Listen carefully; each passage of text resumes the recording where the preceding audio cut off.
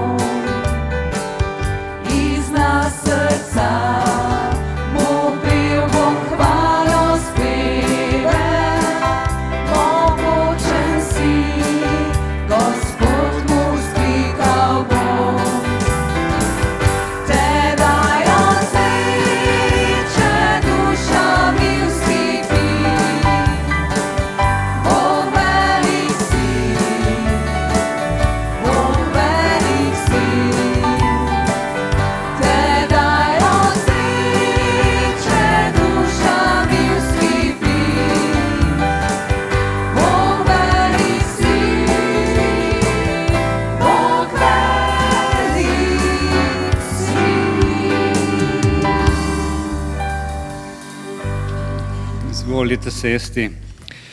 Pomoč naša prihaja od Gospoda, ki je ustvaril nebo in zemljo. Biblično vodilo za naslednji teden je iz pisma Efežanom in pravi: Nekoč ste bili namreč tema, zdaj pa ste luč v Gospodu. Živite kot otroci luči, kajti sad luči je v vsakršni dobroti, pravičnosti in resnici. Na današnjo nedeljo se po evangeličanskih cerkvah bere naslednja molitev iz knjige Psalmov, ki je izpoved človeka Bogu glede zaupanja v Božjo besedo in zapoved. In pravi: Kako lahko ohrani mladenič svojo pot čisto, če bo izpolnjeval tvojo besedo? Z vsem svojim srcem te iščem, ne daj, da zablodim od tvojih zapovedi. Tvoj izrek hranim v svojem srcu, da ne bi grešil zoper tebe. Slavljen si, o Gospod, uči me svojih zakonov. S svojimi ustnicami oznanjam vse sodbe tvojih ust. Nad potjo tvojih pričevanj imam veselje, kakor nad vsem bogatstvom. O tvojih ukazih hočem premišljevati in gledati na tvoja pota. Ob tvojih zakonih se bom naslajal, tvojih besed ne pozabljam. Priznajmo še Bogu svoje grehe, rekoč: Dobri Bog, ob zahvali, da te smemo še vedno imenovati Oče nebeški, pa v luči tvojih besed tudi tokrat spoznavamo, da sami še zdaleč nismo hvaležni otroci. Tudi v minulem tednu je bilo preveč stvari, ki so se nam zdele kot nepomembne malenkosti, pa vendar so zastirale misel na tvojo prisotnost, potrpežljivost in delujočo ljubezen. Zato te prosimo, odpusti nam, kar smo zgrešili, in usmili se nas. Amen. Božja beseda nas tolaži z Jezusovimi besedami, ki pravijo: Resnično, resnično povem vam, kdor veruje vame, bo dela, ki jih jaz opravljam, tudi sam opravljal. In karkoli boste prosili v mojem imenu, bom storil, da bo Oče poveličan v Sinu. Slava Bogu na višavah in na zemlji mir ljudem, ki so mu po volji. Amen. V nadaljevanju bomo zapeli pesem, ki pravi: Srečen sem, Bog je dvignil me.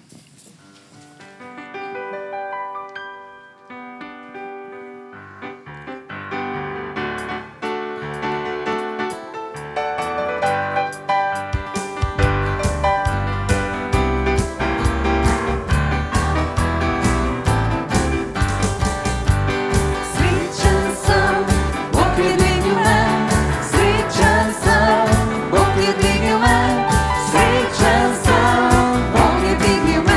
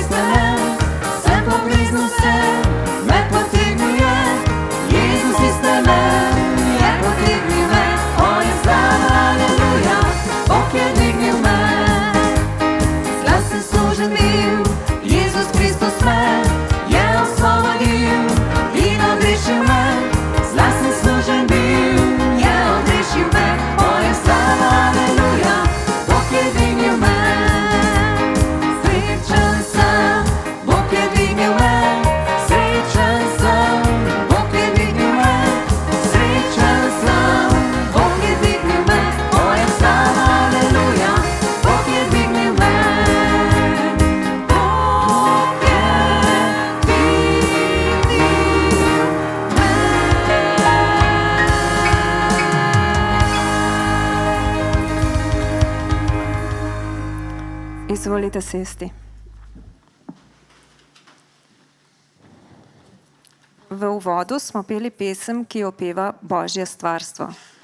Predvsem v teh sicer vročih poletnih dneh imamo res možnost opazovati naravo, cvetoče travnike, pisana polja, obiskati naše čudovite gore ali se podati na morje. Že ob prvem jutranjem svitu se prebudijo ptice, ki tako veselo žvrgolijo, da imamo včasih občutek, da se celo one zavedajo, kako velik je njihov stvarnik. Vendar bi vse to težko opazovali, če bi bila popolna tema, če ne bi svetili niti sonce, niti mesec ali zvezde na nebu. Brez svetlobe torej ne moremo videti. Če bi vprašali majhnega otroka, bi svetlobi rekel lučka.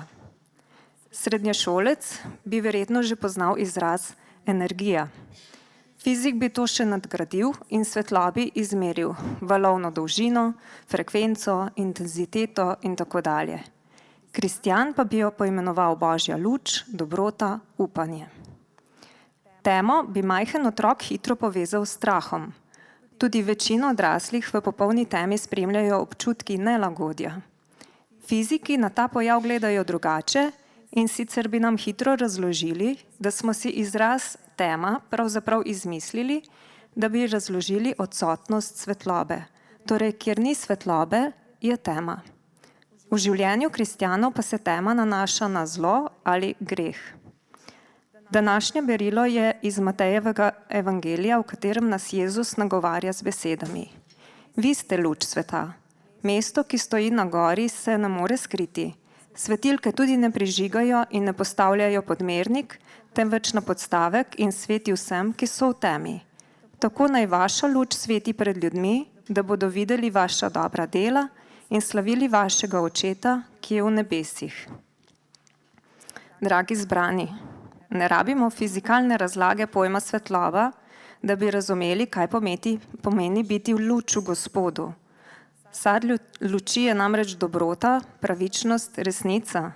Jezus nas poziva, da sledimo njegovemu zgledu, da širimo ljubezen, sočutje.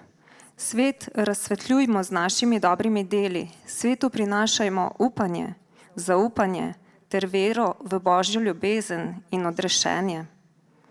In naslednje pesmi naj bodo skupno oboževanje našega stvarnika.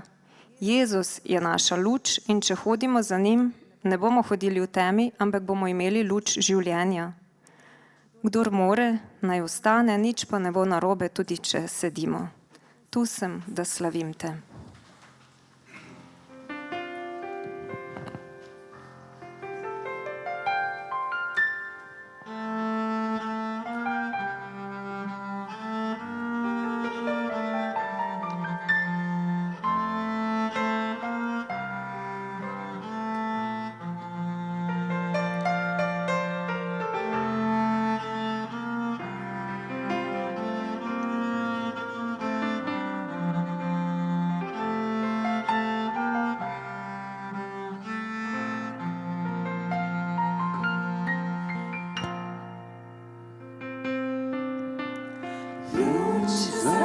Svet, k nam prišla je v temnino in nam odprla oči.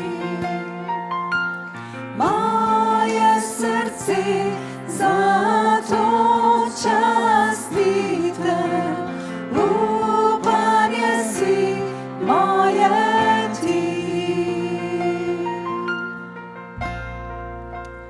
Tu sem, da častim te in se ti priklonim. Tu sem, da ti rečem, moj Bog si. Tako si meni ljubek, sreden in zaslužen, krasen najsvetlejši si le ti.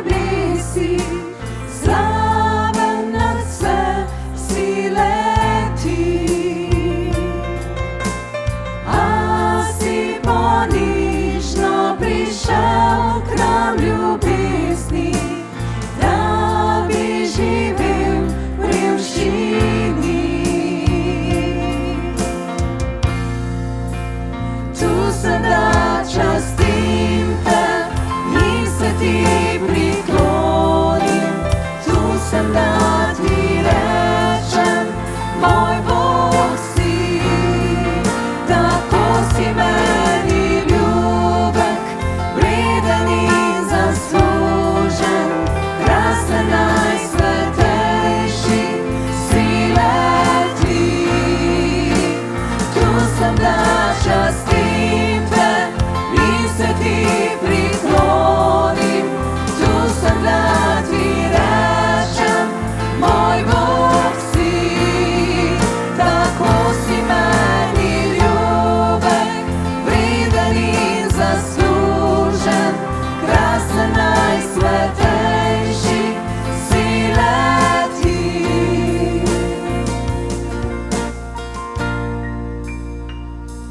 Kdo bi dal bi za ceno, ki je plačana na Golgoti? Kdo bi dal bi za ceno, ki je plačana na Golgoti?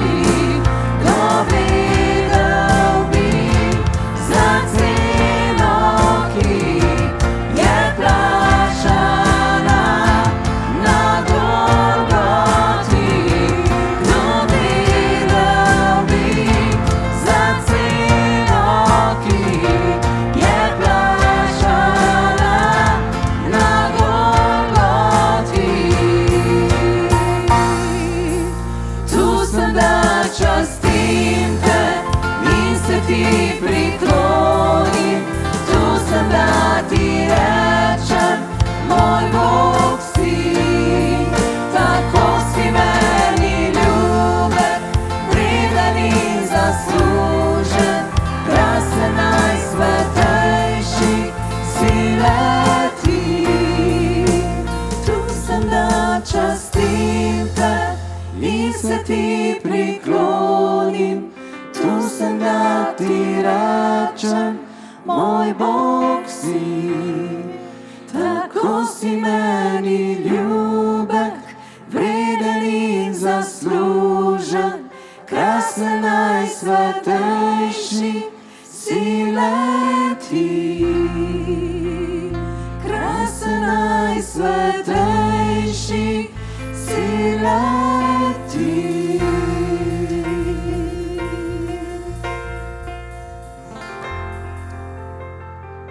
In Jezus lahko odpre tudi naše duhovne oči. In zato naj bo naslednja pesem naša skupna molitev. Jezus, odpri mi oči, da te vidim.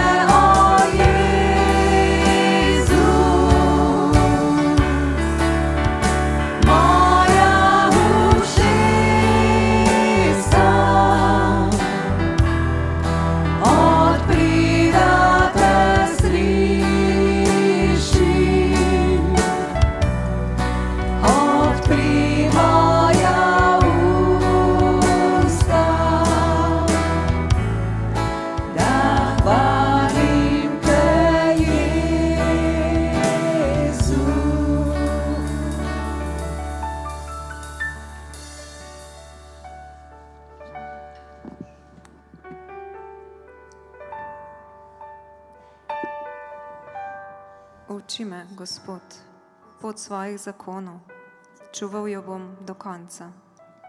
Daj mi razumnost, da bom čuval tvojo postavo in se je držal z vsem srcem. Vodi me po stezi svojih zapovedi, kajti v njej je moje veselje. Nagni moje srce k svojim pričevanjem in ne k iskanju dobička. Daj, da moje oči ne bodo videle slepila, na svoji poti me poživi.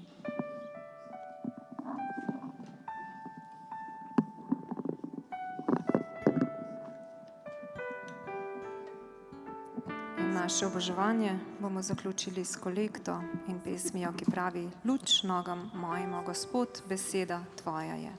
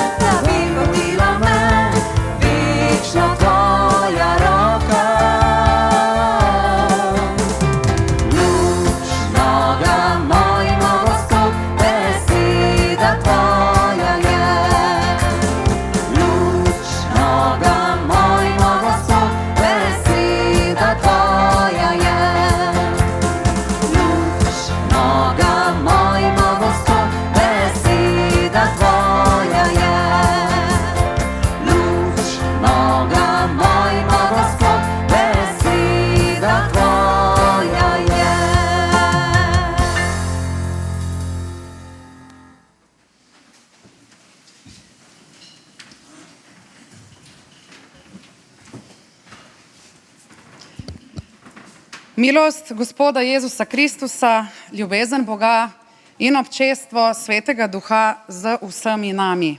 Amen. Drage sestre, dragi bratje, spoštovani poslušalci in gledalci, ki nas spremljate preko zaslonov. Lepo pozdravljeni pri poslušanju Božje besede in pridige iz Evangeličanske cerkve Dobrega pastirja Novo mesto. Martin Luther King je dejal takole: tema ne more pregnati teme, samo svetloba jo lahko. Sovraštvo ne more pregnati sovraštva, samo ljubezen ga lahko. In s to izjavo lahko že malo nakažemo, o čem bo tekla današnja tema. Tako bomo prebrali vrstice iz pisma Efežanom. Prosim, če ostanemo, dokler beremo vrstico iz Svetega pisma. Torej beremo iz Efežanom 5, 8 do 9, kjer pravi takole: nekoč ste bili namreč tema, zdaj pa ste luč v Gospodu. Živite kot otroci luči, kajti sad luči je v vsakršni dobroti, pravičnosti in resnici. Amen. Izvolite sesti. Hvala Bogu za njegovo sveto, resnično in neminljivo besedo. Prebrali smo zanimivo vrstico, ki vsebuje motiv nasprotja v obliki antitetičnega paralizma, to je strukture nasproti, kar je zelo, zelo tipičen pojav v biblični literaturi. Ali ste že kdaj slišali za pojem niktofobija? Gre za strah pred temo.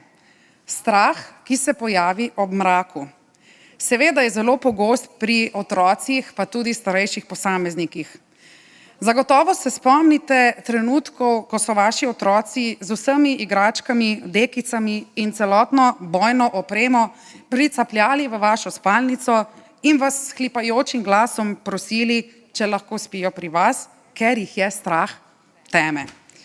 Ali pa tiste prošnje, veste, da naj bo nekje prižgana lučka, ker jih je strah spati samih po temi.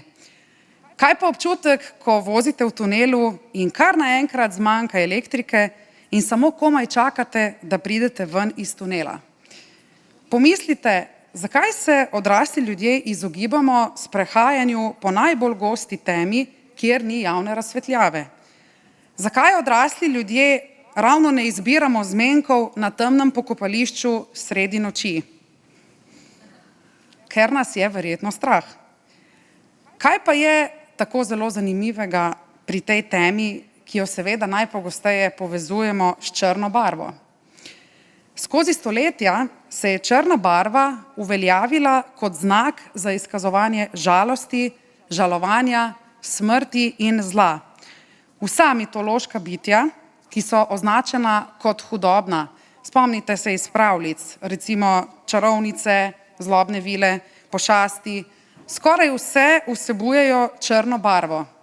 Seveda je moderni človek poskusil pomen črne barve izničiti na način, kot pravi specialistka za barve gospa Beatrice Eisman, da danes človek nosi črna oblačila kot način, da optično zmanjša svojo velikost in odvečne kilograme, kot poskus izžarevanja samozavesti in poskus prikazovanja sebe kot uspešnega in bogatega posameznika. Vendar gre na žalost pri tem zgolj za zunanjo farso in masko, ki globoko v sebi vseeno skriva črno barvo, kot barvo noči in barvo teme. Seveda je strah potreben, da se zavarujemo, da postanemo bolj budni, da skrbimo za svojo varnost, vendar gre v prebranem odlomku za vprašanje teme. Prebrali smo, da smo bili nekoč tema. O kakšni temi je tu govora? Veste, govorimo lahko o različnih oblikah teme. Prva izmed njih je gotovo fizična tema. V temi ne vidimo barv, ne ločimo oblik, v temi tudi ne vidimo, kaj je okoli nas, kaj nas obdaja. V temi na nek način izgubimo orientacijo. Fizična tema postane dejavnik tveganja za slabe stvari, ki se nam lahko zgodijo. Ne vem, če ste vedeli, toda statistični podatki kažejo, da je kar 89% nasilnih, najhujših in krvoločnih zločinov se zgodi ponoči. Nezmožnost jasnega sledenja, jasnega gledanja lahko na nek način povzroči občutek nemoči. Dolgotrajna izpostavljenost fizični temi pa zmoti naravni ritem telesa, kar povzroči težave s spanjem in uravnavanjem razpoloženja. Človek zaradi teme občuti strah, ranljivost in dezorientacijo. Strah pred temo pa je v bistvu strah pred neznanim. Ne moremo videti, kaj je tam zunaj, in to nas prestraši. Zaradi strahu pred neznanim ustvarjamo pošasti, ki zapolnjujejo našo notranjo praznino. Odličen primer tega je, kako delujejo grozljivke. Dobre nam nikoli neposredno ne pokažejo pošasti, ker naša domišljija nekaj naredi še bolj strašljivo. In čeprav so prve človeške civilizacije se seveda počasi spremenile v družbe, kot jih imamo danes, pa je naš strah pred temo ostal. Čeprav je precej nenavadno, da se bojimo teme, še posebej, ker imamo žarnice, telefonske zaslone in TV sprejemnike, zaradi katerih je tema v bistvu stvar izbire, ne pa neizogibnost. Prebrali smo, da smo bili nekoč tema. Druga oblika teme, o kateri bi bilo pametno, da si kaj povemo, je tako imenovana duševna tema, ki je prav tako povezana z družbenimi vprašanji in z družbeno temo. Pomislite, rak uničuje družine, Zaradi njega umre 10 milijonov ljudi na leto. Zaradi srčnega infarkta pa ena oseba umre vsakih 80 minut, kar pomeni, da v povprečju zaradi infarkta umre 19 ljudi na dan. Kaj pa število ločitev, razbitih družin, ki narašča, število finančnih zlomov, pa dvig kriminalitete, rasne tenzije, konflikti, nerazrešena družbena vprašanja, samota, osamljenost. Veste, osamljenost ne pomeni, da si nujno fizično sam. Osamljen je lahko tudi človek, ki sedi sredi množice ljudi. Osamljenost je subjektivni občutek, da se ne zmorem povezati z drugimi ljudmi, da me nihče ne razume. Poznate te občutke? Ne vem, če ste vedeli, ampak občutek osamljenosti lahko celo vpliva in spreminja naše možganske procese, ki so povezani s socialno kognicijo in čustveno regulacijo. Kljub temu, da živimo v dobi hiperpovezanosti in hipermreženja, je pravzaprav paradoks našega časa ta, da je osamljenost dosti bolj razširjena kot kadarkoli prej. S pričo digitalnih povezav se spopadamo z epidemijo osamljenosti. Seveda je s tem povezana tudi žalost, tesnoba, depresija, anksioznost.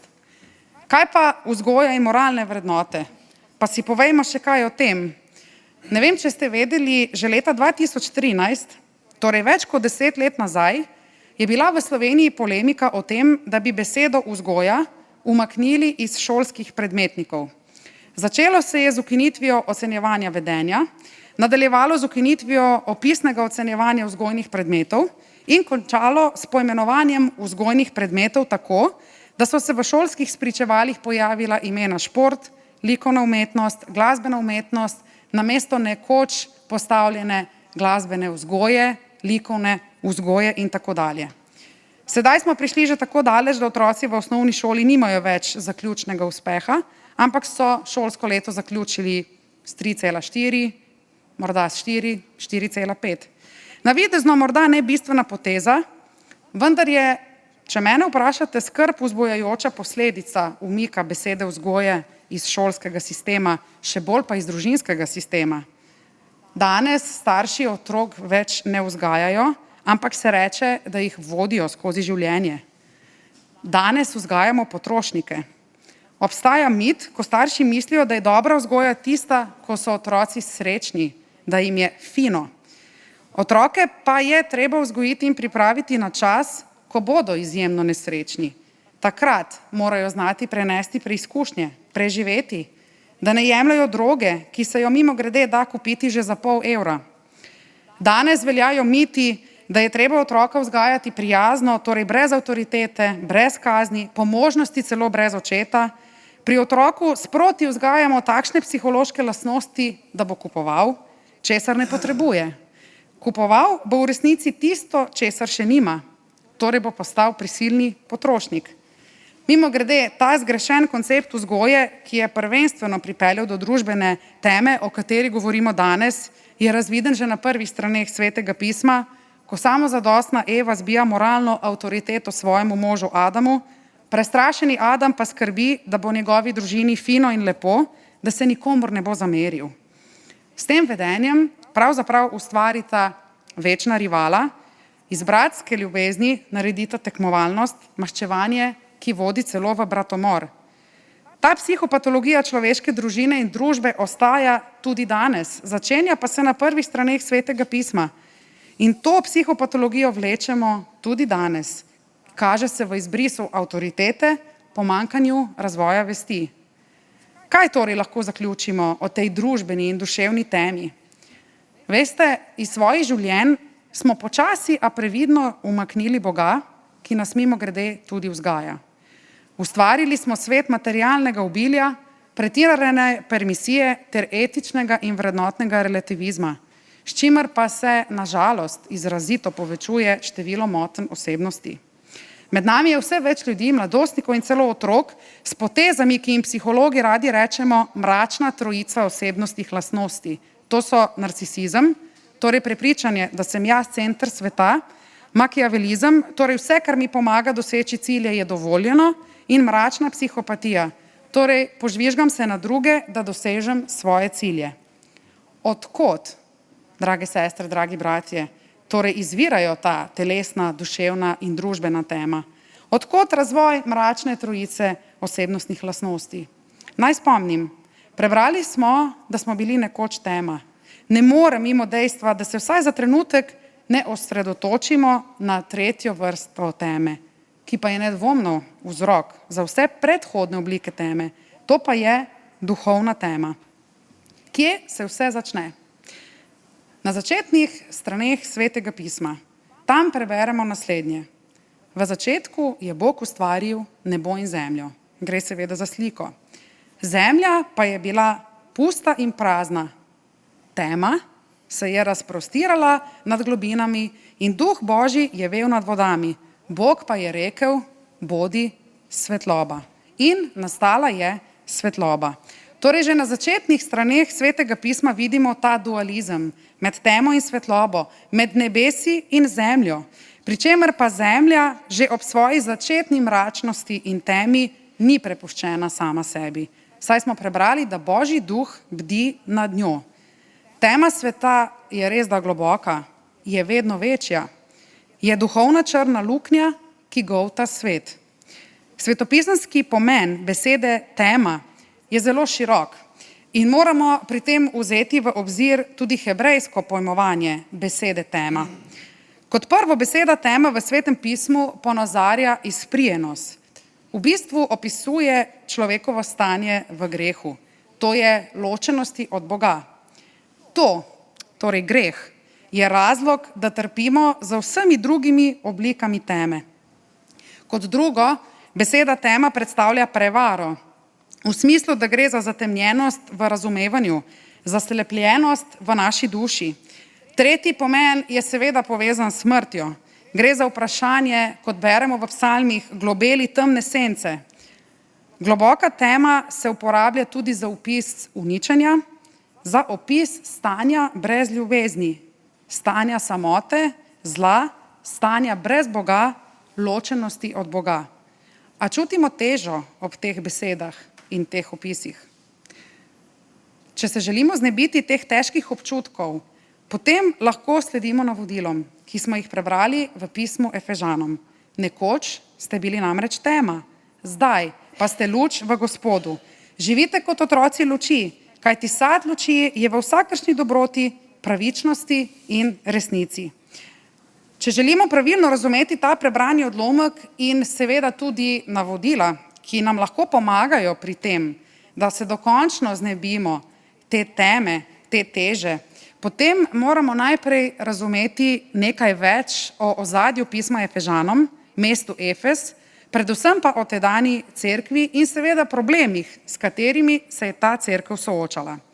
Glede na to, da so navodila dana cerkvi, je očitno zelo pravo mesto, kjer lahko najdemo rešitev za osvoboditev od vseh vrst teme ravno cerkev.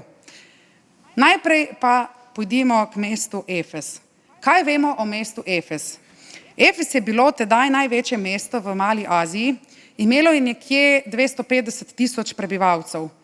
To je bilo močno trgovsko središče, ki je imelo tudi zelo velik amfiteater, ki je lahko sprejel nekje 24 000 ljudi. V mestu je bilo zelo veliko templjev različnih bogov in boginj. Ena takih je bila Artemida. Grki so verjeli, da Artemida vlada Luni, da je boginja lova, da varuje živali in da varuje ženske med porodom.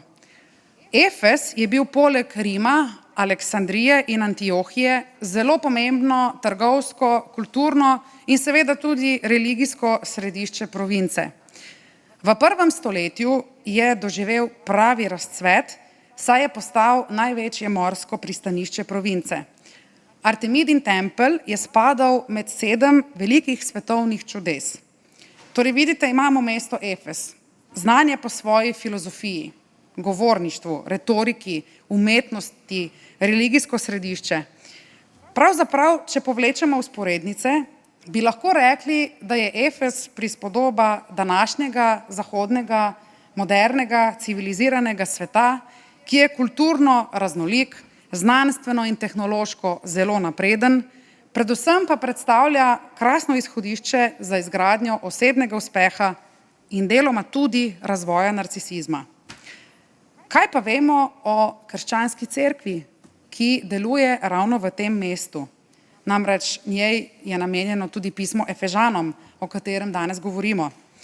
Ne moremo razumeti prebranih navodil v pismu Efežanov, če ne razumemo, kako je ta cerkev funkcionirala.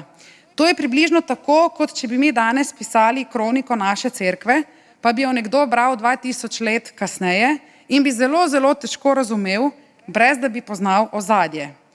Torej, kaj vemo o tej cerkvi? To je bila ena izmed najpomembnejših in največjih cerkva v tedanji rimski provinciji v Aziji. Vemo, da je Pavel tam preživel najverjetneje več kot 3 leta, tam je osnoval to cerkev, v Efezu je živel tudi apostol Janez in celo Jezusova mati Marija. Cerkev v Efezu je predstavljala, lahko bi rekli, mamo vsem ostalim drugim cerkvam v Mali Aziji. Pavel se je v resnici zelo, zelo trudil, dajal mnoga navodila, da bi ta cerkev postala dovolj velika, predvsem pa dovolj ljubeča, da bi lahko sprejela ljudi različnega porekla, tako Jude kot spreobrnjene pogane, oba spola, da bi imela dovolj veliko srce, da bi sprejela različne poglede, različne izkušnje različnih ljudi. Pavel je zelo, zelo naglaševal pomembnost edinosti znotraj te cerkve, edinosti družine, družbe in duhovnega sveta, ki pa jo je možno doseči samo po Kristusu, ki je glava telesu, kot je to tudi simbolično zapisal. Zelo zanimivo dejstvo, ko berete pismo Efežanov, pa je, da je beseda cerkev v pismu Efežanom zapisana kot termin, ki se nanaša na univerzalno, vsesplošno in občo cerkev, ne pa zgolj cerkev v lokalnem pomenu. Torej, to pomeni, da se ta termin nanaša tudi na nas danes, saj pravimo, da je cerkev obča, vsepovsod prisotna, apostolska. Da pa bomo sedaj natančno razumeli, kaj se je dogajalo v tej cerkvi, seveda ne moremo mimo zapisa iz knjige Razodetja, iz katerega pa lahko ugotovimo, s čim se je ta sicer močna cerkev, velika cerkev soočala, kakšni so bili njeni problemi in težave, pa tudi njene prednosti. Ta cerkev je sicer veljala za stanovitno, zelo težko je prenašala hudobijo. Ta cerkev je bila uspešna pri ohranjanju zdravega krščanskega nauka. Znala je prepoznati moralno in duhovne zle ljudi, ki so se predstavljali kot apostoli, pri čemer v tem kontekstu sploh ni šlo za zunanje sovražnike, za pogane ali pa pripadnike drugih religij in ver.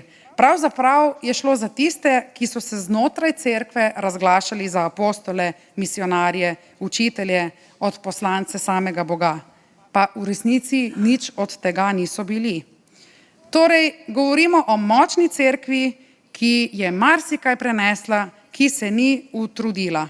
Ta njihova stanovitnost se je kazala v tem, da se tudi niso prilagodili tedaj zelo pogostemu sinkretizmu in združevanju različnih religijskih vzorcev in praks. Torej, za sedaj same lepe besede, pohvale za to cerkev, lahko bi rekli, ta cerkev, wow, je pa res za zgled. Ampak ta cerkev je imela eno težavo. Namreč ni zmogla premagati teme, ki jo je obdajala. V pismu Razodetja namreč beremo, da je opustila prvotno ljubezen. Kaj pa to pomeni? Predvsem v kontekstu preblanega odlomka, nekoč ste bili tema, zdaj pa ste luč v Gospodu, živite kot otroci luči, kajti sad luči je v vsakršni dobroti, pravičnosti in resnici. Gotovo bi vernikom v Efezu storili zelo veliko krivico, če bi jih kar takoj obsodili, da so izgubili ljubezen do Boga, ker češ opustiti prvotno ljubezen pomeni to. Verniki v Efezu niso izgubili ljubezni do Boga, saj smo prebrali, da so bili stanovitni, da so sledili nauku, da se niso dali zmotiti različnim napačnim interpretacijam, idejam. Toda zakaj potem takem so bili v temi? Zakaj jim je manjkala prvotna ljubezen? Kaj jim je v resnici manjkalo? Veste, pozabili so živeti kot otroci luči. Niso bili luč za ta svet. V tem so opustili prvotno ljubezen. Kaj pa to pomeni? Opustili so bratsko ljubezen, ljubezen drug do drugega. Pozabili so drug drugemu odpuščati, se drug drugemu prilagajati. Veste, krščanstvo, ki bi bilo sestavljeno samo iz odnosa med Bogom in človekom, ne obstaja. Bog je trojedin, kar kaže na odnos. Krščanstvo v resnici pomeni, da ljubiš Boga in bližnjega kakor samega sebe. Gre za dve komplementarni in nerazdružljivi ljubezni. Ne moremo trditi, da ljubimo Boga, če sovražimo, če ne spoštujemo bližnjega. Čeprav so verniki v Efezu tako neumorno sledili Kristusu, njegovemu nauku, so bili vztrajni, so se borili za pravo vernost, za resnico, pa jim je zmanjkalo moči, zmanjkalo jim je morda energije, da bi v svoje življenje sprejeli luč. To pa je ljubezen. Borba proti laži, neresnici jih je tako utrudila, da jim je zmanjkalo časa za ljubezen. Veste, temu se reče simptom srčne bolečine, iz česar se nehote razvija zagrenjenost. Veliko kristjanov in veliko cerkva trpi za temi simptomi. Tudi danes se cerkev sooča s silami, ki sicer želijo glas cerkve utišati in zmanjšati pomen njenega poslanstva. Žal pa kristjani danes porabimo preveč energije za to, da branimo svoj prav, svoja stališča, svoje poglede, svojo miselnost, da nam zmanjka moči, časa in energije, da bi lahko ljubili drugače misleče in s tem drug drugega. Tako zelo smo prepričani in zaverovani v svoj prav, da smo pozabili odpuščati. Se sprašujemo, zakaj se svet znajde v temi? Ker ni ljubezni. To je morda res zelo izpet stavek, vendar ljubiti v resnici pomeni odpuščati, se prilagajati, spoštovati, vzgajati z ljubeznijo. Ljubezen ni formula, ni čudežna formula. Zakaj danes ljudje vzgajamo svoje otroke? Ker jih imamo radi. Čeprav je to včasih težko. Tudi Bog nas vzgaja in ljubezen, kot smo rekli, je komplementarna. Ne moreš ljubiti Boga, ne da bi ljubil bližnjega. Drage sestre, dragi bratje, ali morda danes trpimo za posledicami srčnih bolečin, ki so vezane na duhovno temo, ki je vzrok vseh ostalih tema v našem življenju? Ali smo morda ohladili v ljubezni, ki bi morala biti usmerjena drug na drugega? Kaj pomeni navodilo, da moramo živeti kot otroci luči, saj je sad luči v vsakršni dobroti, pravičnosti in resnici? Morda pa bomo danes pri sebi prepoznali, da v tem tempu časa, časovne stiske, obveznostih trpimo za simptomi duhovne teme, ki se kaže v obliki zagrenjenosti. V pismu Hebrejcem pravi takole: pazite, da nihče ne ostane brez Božje milosti, da ne bo pognala nobena grenka korenina, ki bi povzročila zmedo in bi se z njo mnogi omadeževali. Zagrenjenost je težka bolezen, ki sicer v medicinski klasifikaciji nima svoje šifre. Poznamo pa jo v duhovnem svetu. To je bolezen, ki se kaže v obliki anksioznosti, depresije, predvsem pa v obliki konstantnega primerjanja, rivalitete, nezadovoljstva, spodkopavanja drugega. Ste kdaj se srečali z zagrenjenim človekom, ki ima popolnoma spremenjen izraz na obrazu? Njegovo obličje je drugačno. To so hkrati ljudje, ki nimajo prave ustvarjalnosti, nimajo ciljev. Lahko trpijo celo za lenobo, se pogosto prepirajo, a so hkrati duhovno samozadostni in prepričani, da imajo edino oni prav. V resnici gre za diagnozo, ki pod črto rečemo ponos. Veste, tudi hudič je bil v nebesih, verjeli ali ne, angel luči, a je zaradi ponosa padel v temo sovraštva in zla. Pisec pisma Efežanom nas poziva, da živimo kot otroci luči. Uporabljena je množina, ne ednina. Torej mi, jaz in ti, mi vsi živimo kot otroci luči, v skupnosti drug z drugim. Ni dovolj, da jaz in ti živiva kot otroka luči. Mi dva skupaj in mi vsi skupaj moramo to prakticirati. Kaj pa prispodablja luč, svetloba v svetopisemski narativi? Luč je vedno antipol temi, simbolizira Božjo prisotnost, Božjo resnico, odrešenje, ljubezen, odpuščanje. Ponazarja duhovno razsvetljenje, upanje, ki ga človek lahko najde samo v odnosu z Bogom. Veste, nekaj se spremeni tu notri. Sprememba se začne v srcu. Tako kot majhna svečka razsvetli velik temen prostor, tako ima Božja luč moč, da razsvetli in prežene zlo, strah. Jezus sam je rekel v Evangeliju po Janezu 8:12: Jaz sem luč sveta. Kdor hodi za menoj, ne bo hodil v temi, temveč bo imel luč življenja. Kristusova zmaga nad temo se zgodi v njegovi samodarovanski žrtvi. Kaj naj torej naredi sodobni postmodernistični človek, ki se je znašel v hudi temi, duhovni, duševni, družbeni, telesni in živi v modernem svetu, ki po svoje spominja na mesto Efez? Kam naj se tak človek zateče? Zateči se mora v naročje cerkve in to v takšno cerkev, ki ni opustila svoje prvotne ljubezni. Danes, dragi zbrani, imamo na tem mestu apel, da se celotna krščanska cerkev, vesoljna, kot tudi vsaka lokalna, spreobrne. Torej, da se spreobrne cerkev, da se vrne k prvotni ljubezni. Cerkev mora pokazati ljubezen do sočloveka. Čas je, da se spreobrne tudi cerkev.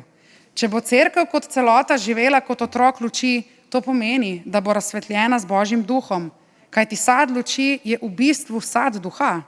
Sad duha pa je ljubezen. Kot taka bo postala privlačna za vse ljudi, ki iščejo luč v temi. Apel je povsem jasen. Nekoč smo bili v temi, sedaj pa smo luč. Cerkev je lahko luč samo, če je v Gospodu. Prebrali smo, da tako piše, brez svoje lastne moči torej tega ne zmore. Cerkev ima navodilo, da hodi kot otrok luči. Torej življenje vsakega vernika mora odražati spremembo, novo identiteto. Ni več zagrenjenosti, ni več obsodbe, ni več ponosa, ni več teme, ni več strahu, ampak je ljubezen, resnica, svoboda, ki se odraža seveda tudi v vzgoji, ki je kdaj težka, a dana z ljubeznijo. Kakšna pa naj bo cerkev, ki bo odsevala luč v temi? Postati mora cerkev, ki hodi v Gospodu. To pomeni, da bo v sebi nosila sad luči. Prebrali smo, da je sad luči v vsakršni dobroti, pravičnosti in resnici. Kaj to pomeni? Dobrota je prispodoba za ljubezen, za dobra dela, ki jih delamo drug za drugega. Pravična cerkev je takšna, ki prizna tudi svoje napake, svoje zablode, ki se zna zanašati na Boga, ki prizna, da sama ne zmore. Resnična pa je tista cerkev, ki oznanja zdrav in čist nauk, ki vernikom ne povzroča travm, frustracij in občutkov krivde. Čas je, dragi zbrani, da se cerkev spreobrne. Cerkev mora nujno spremeniti svoj pogled, da umrejo vse njene fantazije o nadčloveku, nad cerkvi, vsi njeni apetiti po farizejsko-buržoazijski religioznosti. Čas je, da cerkev pokoplje vse napačne stereotipe in prepričanja o Bogu. Pastorala luči mora začeti deliti vero od praznoverja, teizem od ateizma. Naloga cerkve je zelo preprosta. Oznaniti mora Kristusa, ki sicer nedolžen visi na križu in z močnim glasom vpije: človek, ljubim te. Cerkev mora te besede vzeti za svoje in na ves glas v temo tega sveta vpiti in ponavljati te Kristusove besede: s čimer bo razsvetlila prostor tega bednega sveta. Kakšno cerkev si želite mladi 3. tisočletja? Kakšno cerkev si želite družine, posamezniki? Kakšno cerkev si želite starostniki? Kakšno cerkev, drage sestre, dragi bratje, si želimo mi danes? Verjetno si želimo pristne cerkve, ki zmore priznati svoje napake iz preteklosti in sedanjosti. Cerkve, ki se zmore opravičiti. Želimo si cerkev, ki živi to, kar izpoveduje. Cerkev, ki ima zanesljive voditelje. Mladi si želijo veselja, saj jih je strah prihodnosti. Danes, dragi zbrani, potrebujemo usmiljeno cerkev, ki vsakemu človeku, ki vstopi vanjo, daje občutek doma, varnosti, topline, priložnosti za spremembo. To mora biti odprta, transparentna, komunikativna cerkev, ki ceni svoje korenine in zaklade. Cerkev mora postati mesto za vse, ki so ubogi v duhu, ki so žalostni, ki so prezrti. Cerkev naj bo nežna, sprejemajoča, še posebej v težkih okoliščinah. Cerkev naj se trudi graditi boljši svet. Ta cerkev se mora srečati in približati ljudem izven teh zidov, tam zunaj, v bolnišnicah, na obrobju, v vojni, v krajih trpljenja, v sirotišnicah. Takšna cerkev je dejavna. To je cerkev, ki je ljubeča. To je cerkev, ki je privlačna za ljudi. To je cerkev, katera ni ohladila v prvotni ljubezni. Zakaj hodimo ob nedeljah v cerkev? Bodimo pošteni, lahko bi počeli marsikaj drugega. Bili na izletu s svojimi družinami, morda spali, gledali televizijo. Toliko enih možnosti imamo. Veste, zakaj hodimo v cerkev? Ker imamo tu srečanje. Srečamo se z ostalim Kristusom in tu je mesto, kjer lahko iz teme in bede svojega vsakodnevnega življenja pridemo na luč miru, tolažbe, osvobojenja. Ko se srečamo z Bogom, se srečamo tudi drug z drugim. Imamo evharistično občestvo s Kristusom in drug z drugim. Prihajamo torej iz teme tega sveta, da bi dobili opravičenje. Cerkev je dom. Cerkev je zatočišče za vse tiste, ki smo imeli dobro izkušnjo s svojimi zemeljskimi starši, in hkrati je zatočišče za vse tiste, ki so morda imeli slabo izkušnjo s svojimi zemeljskimi starši in imajo sedaj priložnost, da to temo presežejo in doživijo preobrat.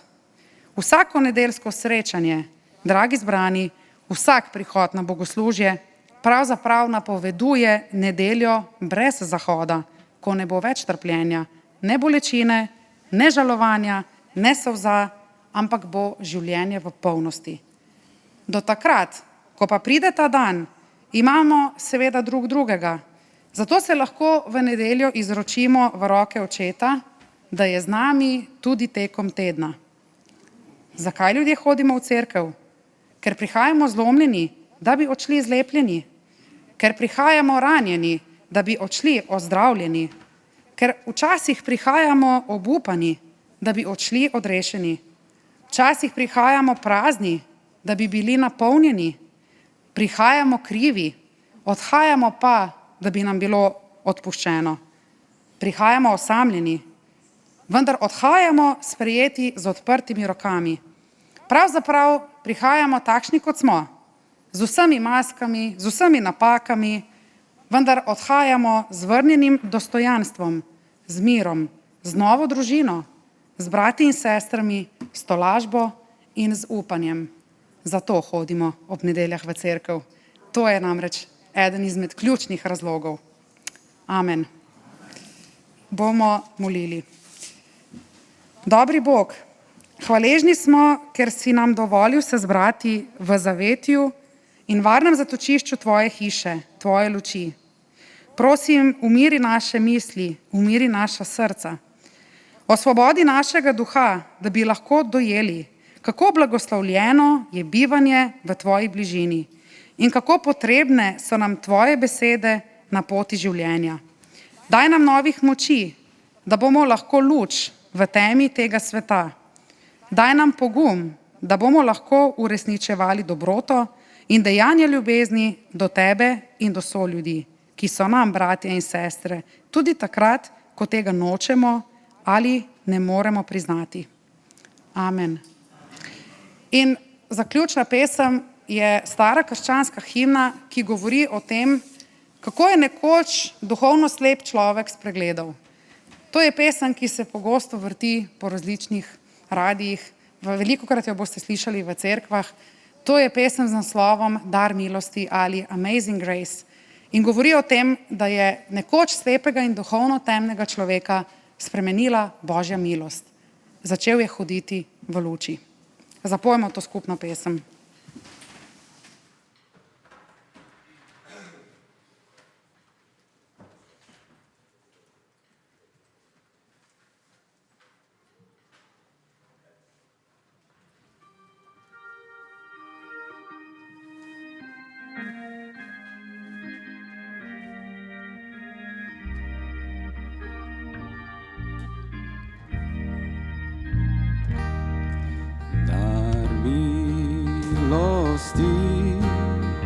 Presrečen zrak, ne greha je o tem. Sem bil izgubljen, zdaj najden sem in slep sem ozdravil.